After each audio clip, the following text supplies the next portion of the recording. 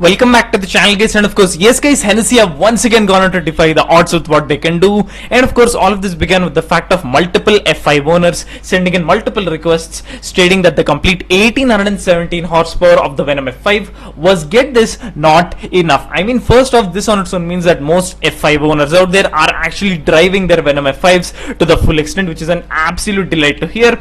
But of course, secondly, what the hell, man, there are people out there who are having their nuts blown off by 1000 horsepower hypers and supers. Meanwhile, on the very other end of the spectrum, there are people like this calling the complete 1817 horsepower brute from Hennessey mundane. And of course, that also speaks on a whole other scale of levels.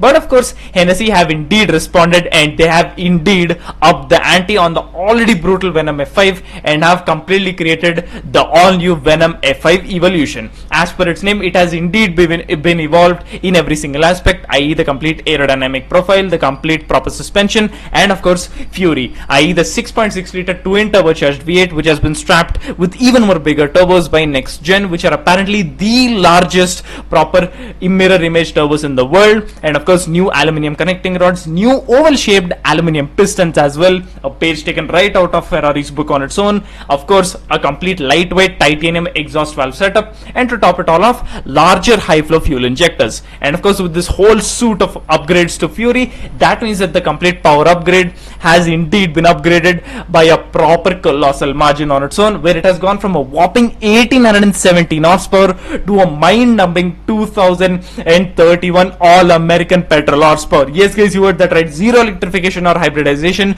pure internal combustion engine power all the way, being routed to the rear wheels. Of course, with the torque also being upped to just under 2000 Newton meters of torque. But yes guys, they have indeed officially broken the 2000 horsepower barrier on its own. But of course, that's not all. On the front of aerodynamics, they have properly collaborated with F1 and IndyCar aerodynamicist Dr. Mark Hanford, who has properly helped completely design a bespoke aerodynamic profile for the F5 EVO with a completely redesigned underbody with tire wake deflectors, a complete massive front splitter on the front, of course with the fact that it will practically double as a snowplow come winter, even more bigger canards than that on the complete F5 EVO, big louvers over the front wheel arches, and of course a complete proper rear gurney flap at the back to properly enhance stability at high speeds as well as while braking. And of course, that's not all. To top it all up, they have completely added a brand new suspension setup with adjustable dampers.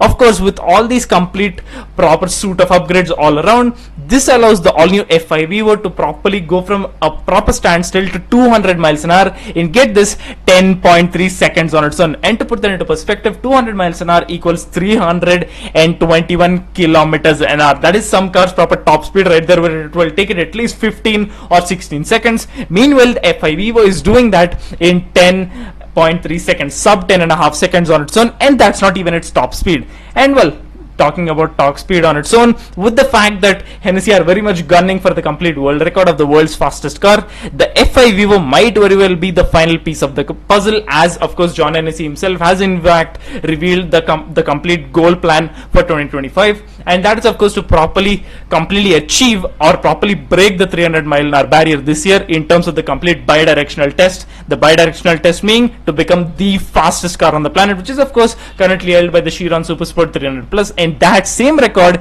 is also being gunned by Koenigsegg, by the EVO Absolute, meaning it's going to be a proper dogfight to properly see who takes the crown, and I am here for it. And of course, not just that, with the fact that the complete proper theoretical estimated top speed of the basic F5 on its own, by basic I mean 1817 horsepower, which is not at all basic, but you get my point, with the fact that that complete proper theoretical top speed is 328 miles an hour, 310.8 miles an hour is their proper goal, i.e. 500 kilometers an hour. Of course, with the fact that they clock that in one of the directions when they do the bidirectional test, which is very much possible, and is also the same proper top speed being aimed by the EVO Absolute, meaning it's going to be properly drawn to a proper fine thread.